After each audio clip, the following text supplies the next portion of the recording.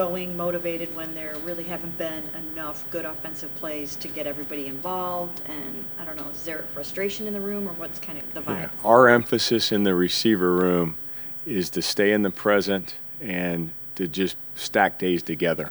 We need to concentrate and focus truly on what we need to do better, how we can help the team, and how we can help the team is just doing our job and being as consistent as we can for this team. So the emphasis truly has been to stay in the present for our group. I think they've had a really good attitude, and they've approached every day like that. What have you seen Jerry these first 5 games as he's sort of acclimated to the offense? Because it seems like when he gets involved, there is a definite you can see where the impact he makes on the passing game, and at least in improving it in incremental stages. Yeah, Jerry's done a good job being able to be flexible within our offense, and that's created some of his opportunities that we've allowed him to move around the formation. And he's gone out there and made plays for us. And he's also made plays on some things that are what we call off schedule. In some of the scramble situations, he's done a great job of uncovering and being a good separator and playing fast in that area to create some plays for our offense. So that's been an area that has been unscripted for Jerry that I've been really impressed with, is his ability to play off schedule and make some of those plays. And I'm very impressed with his separation ability. But he's in that position because he's smart enough to handle moving him to where we need to use his skill set. Along those lines, I wanted to ask about the scramble drills with him. Like, what makes a guy so good at that? Is it instincts? Is it, like, what goes into that? I do think there's a combination of things that go into being good in a scramble situation, and being instinctive is definitely one of them. I think some guys are just better in those situations than others. And Jerry's certainly a guy that I've been very impressed with, just his ability. It's like he's in the backyard in Florida, and he's just playing with the guys, and he's uncovering, and he's the one that ends up open. So I think a lot of it is an instinctive trait, but I also think it's something we work really hard on. We have worked really hard on the fundamentals offensively of the scramble, from the quarterback position to everyone else involved, the other 10 guys. I think it's something you can work and improve on also. Amari sets the bar so high for himself with everything he's done. Why do you think he quite hasn't had the same production over these first 5 games that I guess we're used to seeing? Yeah, Scott, I mean, I understand why you're asking that question. I think it's a long season, and let's let this season play out and understand that, it's not always going to be perfect. Obviously, Amari has really embraced some of the adversity here earlier in the year that he's had, and he certainly had some. But I don't want to, jump the gun here and put this in one category that it's one thing or the other. I just think that I like the way he's responded to this, and I've really seen this in the way he's come in the building and worked hard and really tried to stay in the present, like I mentioned earlier, how important that is collectively for us as a group. And he certainly has done that individually, and I'm impressed with the way he's responded, and I'm looking forward to seeing how he plays moving forward. Like, that perspective that Amari has, though, how critical is that for him, because he is working through these things, but also because he is a veteran in that room, that he can instill that on the younger guys as well? Very important. Amari's one of our leaders on our team and on our offense, and a lot of times how he goes, the others go. So he is a great leader in that his actions speak louder than his words. We know that in him. But the way in which he's responded to some of the adversity that he's had early in the season says a lot about him, and I know it's contagious to our locker room. If they see Amari responding the way in which he has, which I'm very impressed with the way he's responded, he's been very positive. He's done everything we've asked him to do, and he's really concentrating on today. I know right now he's in that locker room, and he's worried about one thing, going out to the field and having a good practice today. I think if he has that mindset, I think that mindset is contagious to our football team. Thrash hasn't appeared in a game yet, but kind of what have you seen from him over the first couple weeks of his rookie season? Yeah, I really like Amari Thrash's development. There's some things that obviously you guys don't see in the meeting rooms and on the field and in the walkthrough settings that's been very impressive. I have very high expectations for him, and that is because of his growth. He's continued to improve daily. He is one that takes coaching very well, and he has really done a good job of following the leadership of our team and saying, hey, how can I do this differently? Can you help me do this? Whether it's a fundamental, a technique in the receiver room, or it's just something in general of the transition of a rookie in this league. I really like that he's using all the resources for him to improve. I'm very excited about Jamari Thrash. It seems like early on, like when we're out there, while Sean's throwing to Jerry and Amari and some of those guys, on the other end, DTR's throwing to Jamari and some of the other wide receivers. Is that something you've always done? Is that just about kind of making sure that those guys are getting live reps, even though if maybe they're not getting the reps with the ones? Yeah, Daniel, so what we do is because there's limited reps during the practice sessions, we try to maximize the reps we get. So we break into separate groups and let guys work independently, and what that does is it maximizes our reps. Instead of guys standing there in line waiting to go, we say, hey, let's go two-spot. Let's maximize our reps, and let's let some of the younger wide receivers work at one end, and then have some of the guys that have those game plan specific players work with Deshaun. So really it's more of a practice organization that we do that, and I think it's really helpful to our team. You've been able to see him on the field a little bit. What have you learned about him in his still relatively short amount of time with the organization? Yeah, I mean, I know a lot about him as a player. We've seen that on film through the other, the Giant film and the Kansas City film, and we followed him very closely at Florida. He's another player that very similar to Thrash, who's really, he's done a lot of asking questions and really leaning on the veterans and the coaching staff on just learning the offense. And right now he's still learning the offense. He hasn't been in the building, as long as some of the other guys, but he definitely has a unique skill set, very, very impressive skill set and unique in what he can do. So the biggest thing for him is just to put one foot in front of the other and learn the playbook, learn the building. And, it's a guy that just continues to improve based off of the way he's worked. What do you attribute the Browns leading the league in dropped passes this season? Yeah, our drops this year is something that we're working really hard on fundamentally. The way I always look at drops is, hey, we need to go and do it more. We need to catch the ball more. So we've definitely addressed that at practice. We've done things from a practice standpoint, from an individual drill standpoint, to really focus in on the fundamentals of catching the ball. I think that, there's always going to be a fundamental earlier in the season that needs to improve. I mean, there's been some years where we need to improve our blocking or our top of the route running or our releases. So there's so many different facets of fundamentals that occur within each position, specifically the receiver position. The glaring one for us that we need to improve is catching the football. So how do we improve that? We do it more. So we catch the ball more. Guys have, again, embraced that challenge. They know that we need to be more consistent in that area. But I think no different than any other fundamental, just go back and invest more time and work harder at it. What do you see out of the Eagles corners? It looks like they got one vet that's kind of proven, and then a young rookie that, high pick. Yeah, so I think that it's a unique blend. They have a veteran player on one side and a rookie on the other.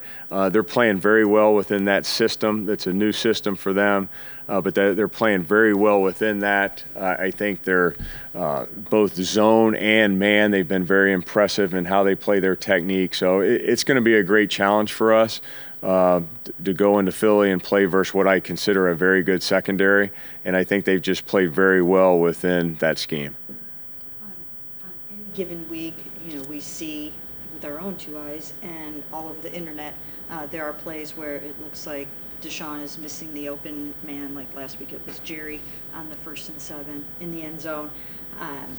So my question to you is, to what do you attribute that? I mean, the fact that is Deshaun just not seeing the field, or are there issues that are going on in some cases between Deshaun and the receivers, or how do you fix the whole passing game? Mary Kay, I think there's so many things that go into each play. And, offensive football is truly everyone has to be on the same page. And if one person's not on the same page, the execution of that play is not going to be what we want.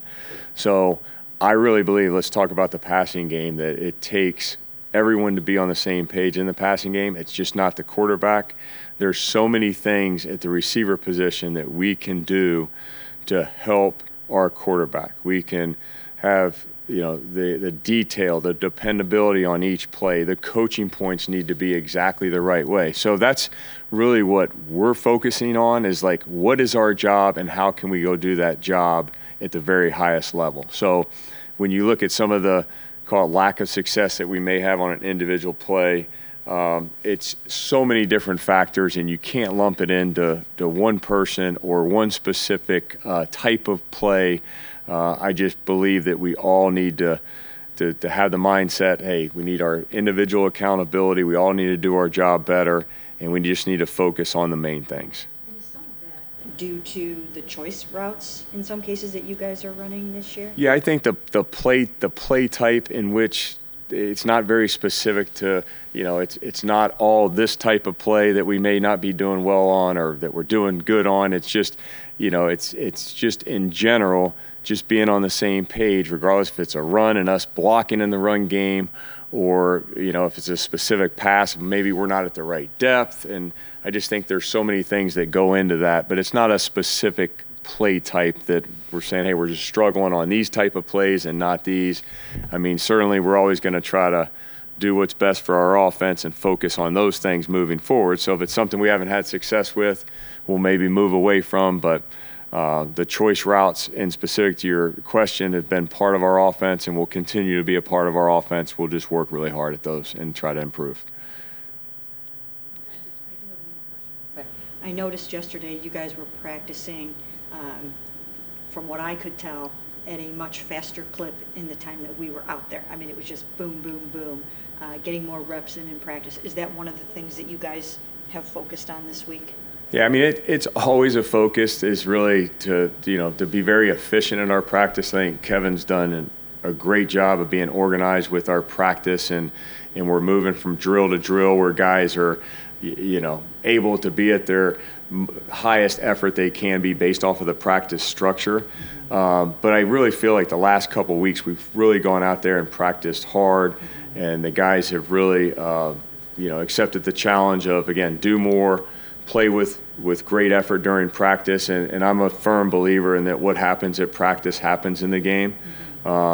There was a coach that I once worked for that used to talk about practice execution equals game reality, and I believe that. So that's been something we've really emphasized to our group, and that's something Kevin believes strongly in too, is what happens at practice will ultimately show up in the game, so let's make sure we're at our very best. That's why I'm looking forward to getting on this field here in a little bit and seeing if we can put that into action and have a great Friday practice. That was really fun to watch last night. How about the homer and the bunt? That's hard to do now. That was sweet. So we're rooting for you. Just address some of the tackling issues that have gone on, and what are you guys doing to correct those? Yeah, a lot of times, one of the things that we talk about with tackling is tracking, and that's tracking the hip, the side you came from, and we call that keeping our leverage.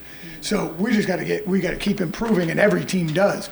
You got to keep improving and knowing where your leverage is and using that, because the NFL is a cutback league because everybody can run. So we got to keep working on our angles and our leverage. We do that. We do that every single day with our linebacker drills every day coming in, and we're getting better at it. And then the next thing is wrap, squeeze, drive for 5. So when you wrap somebody up, you really have to squeeze. And all the coaches do it in different ways, different sleds, whatever they can wrap. But you really got to squeeze, and you'll see something. That's the number one reason is you don't get all the way wrapped, and then somebody's running their feet, of course, right? And then now, one of the things you want to talk about is, you run with your legs, you got to find a way to get their cleats out of the ground. So if you're going lower, you got to get that body part. There's times where we haven't. So those would be our biggest emphasis points, which is right in our core teaching. But then when we show up, we got to, like you said, we emphasize it more, and then we need to make it happen. Different is what Philly does with, Jalen and Saquon in the run game, and what Washington did in terms of Jaden, utilizing him in the run game along with, Robinson and Eckler. Well, I would say this, talking about this opponent, they're big and they're heavy and they're really strong. So they do a good job of both up front pushing you. So what we got to do is we got to set edges.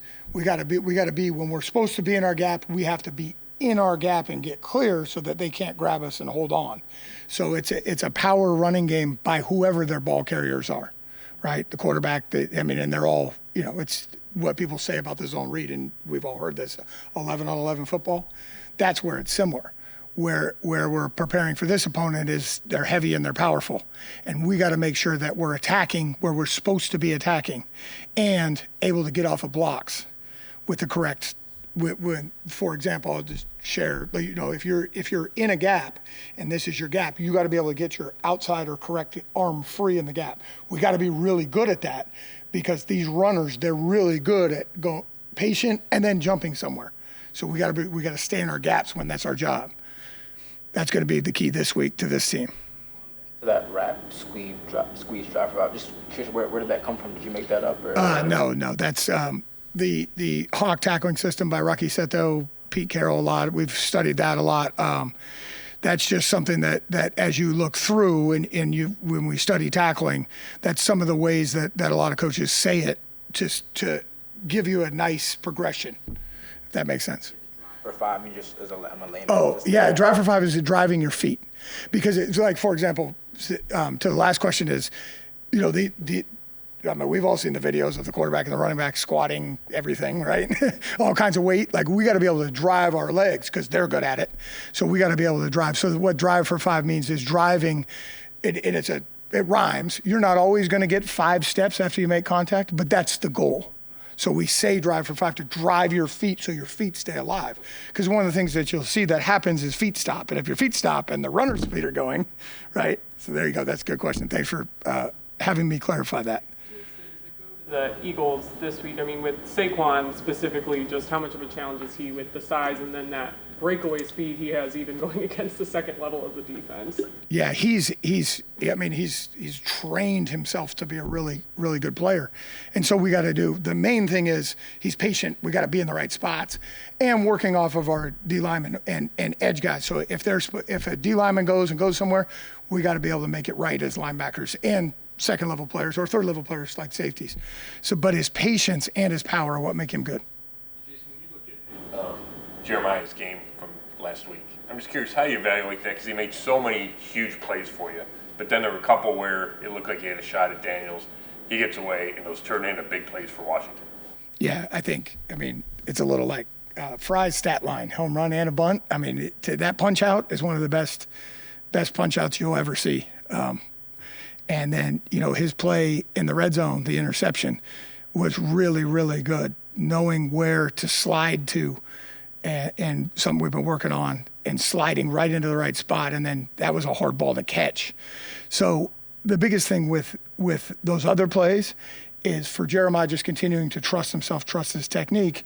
And on a couple of those, it was a little what we're talking about with tackling, keeping his feet alive on those tackling contacts. So that's it. He's playing right now really fast, and he's seeing things quickly. And so as a coach, you say, hey, what'd you see? What'd you feel? All right, here's the little bit maybe I can give you. Just aim a little higher up, make sure your feet are alive, right? Because he's such a good athlete, you don't want to slow him down. Jordan Hicks, he was off to a really good start. Now he's run into some injuries, obviously, but just how well was he playing for you, and how much are you looking forward to? Jordan was playing really, really well. Jordan is a very consistent person and football player. So, he's working his butt off to get back for us. So hopefully we'll see him sometime soon. Speed that Jeremiah was showing, is that, and that quickness, is that like more from last year? Has that been like a factor that he's really worked on in his game in the offseason heading into this season? Well, I think the last couple of years, and he's gotten better at preparing his body to play in week out, and you're seeing it. He's also gotten better with how he communicates with his teammates, and he's one of the ones doing that. But he has that natural explosion and all the things that he does. So it's just modifying, continuing to amplify that to bring it up, and then to when he gets in those situations, just like we talked about, just let it go make the play. You see it, go. And so he's gotten better at all three of those things. There's been some injuries in the linebacker on Winston Reed. Has gotten some playing time. What has he shown you, and to kind of gain that trust on the field? Winston has really trained and prepared himself mentally and physically to take advantage of being a free agent and making and contributing to an NFL team. I mean, when he hits you, you feel it. And you've seen that sometimes on special teams, and you've heard this from me, and what we say with Bubba is 3 words: linebackers play special teams. That's what we do. And now with this new kickoff, that's awesome, because I would love one of those shots, but they aren't going to give it to me. But I want one more kickoff. But no, Winston just proud of how he works, and he's trained his body to be ready for this. He takes great care of his body. He is strong, and he's flexible. And I'm excited for Winston as he continues to get more reps on special teams and on defense. Make sure that with runners getting to the third level of the defense, you guys are, trying to wrap up and do your job and teach what you're teaching the linebackers to do. Are you guys working together to make sure that carries over to the secondary? Oh yeah, the more space you have, the more distance you have to cover, the more you got to be on the right angle. So the further you are back, like the safeties, and Rodney had a couple really good ones last week. Our safeties have had some really good open space tackles. Those are critical tackles. Those are touchdown saving tackles. And Ephraim and the safeties do a great job of training that distance. So some of the training tackling drills we do together. Every play of practice is a tackling rep, whether or not you're doing it with contact. And this is something that, I've talked to coaches about or have thought about. So everything we do, the backs continue to run. And it's nice to have 24 showing up at practice now. So, because he finishes everything. So what we talk about is always finishing everything. So linebackers, we're actually racing to the ball every single play of practice to see who can tag off first. And what that does is it trains those distant angles, because it's really hard to simulate that. If that makes sense to everybody, it's hard to simulate that unless you're within a play. So anytime we're not running full speed, the little coach is like, we're wasting, come on, let's go, we gotta get better. So that's one of the things that I get most excited about is every play is a tackling rep, no matter what you're doing. Full speed, not in pads, everything you're doing. So we really gotta, you got me going. We really gotta, that's one of the things that's what makes us go. And that's what we have to be on as coaches is like, guys, every rep is this critical, because we don't know when something's gonna happen, something's gonna fall down. We gotta fix it. It felt like the guys last week put so much into bouncing back against Washington, and they're saying all the right things, and then they have the result against Washington. How have you seen them handle the third straight loss, and where do you feel like they're going to be mentally on this 3-game losing streak? I think you know how I answer these, because I answer these the same. The great part about the NFL, when there's another one, there's this next week. So you got to learn from it and you got to go. I mean, I literally am just so into what we're going to do at Sunday when it's kicked off that we just pull through that. So what I do is when I hear or see things that are going backwards, then our job as a coach is to not allow that. So those are the ones that I make sure I'm really emphatic about. Okay, good. This happened. We learned from it. Let's go. What are we doing now? Who's going to be the spark? Who's going to lead this? How are we going to work together? So really, it really is that. It's setting your mind to the next task. And obviously that's our jobs as coaching staff, but it's the players' job to set their own mind to get ready to go, and then how they interact. With a guy like Winston, did you know he hit like that before you got him? Or when did you, because it's shown up a bunch of times now, but did you know when you got him? Well, Coach Bubba and I both, and all our evaluators really liked Winston, because you could see in college that's who he was. He was running and hitting, and then he was so strong. He was really strong. I can't remember how many bench press reps he did, but he did a lot. And so we liked him all the way through the evaluation process. But then when they get into your program, you're not necessarily sure they're going to be able to continue it. But Winston's mature enough, strong enough, and a good enough person to just I mean, he does that. Every day he comes in, he's focused. He's the first one to get his notebook out. And then, of course, I tease everybody else. Winston's got his notebook out. What are you guys doing? But, I mean, we love his mindset. And, the whole rooms have been that way since you mentioned Jordan. We've had a lot of different guys playing next to Jeremiah so far, and we need everybody. So, and hopefully more of them are coming back in the future.